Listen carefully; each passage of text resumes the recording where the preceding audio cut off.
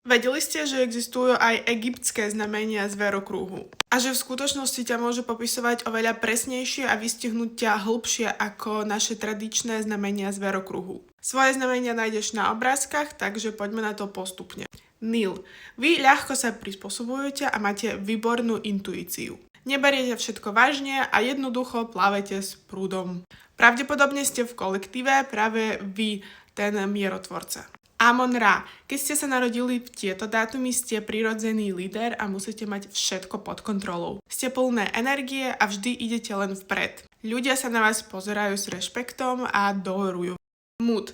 Vaša energia je ochranná. Pravdepodobne ste si všimli, že ľudia veľmi často chodia za vami za nejakou radou alebo podporou. Ste taká mama skupiny, vždy sa staráte o svojich blízkych a vždy ste pripravení pomôcť. Gap, toto je mimochodom aj moje znamenie, toto je také uzemnené znamenie. Nie je možné nás oklamať, pretože ľudí vieme prečítať z pol slova, dokonca aj z pol myšlienky, čo u mňa naozaj je pravda. Pretože naša intuícia je doslova proste mimo z tohto sveta.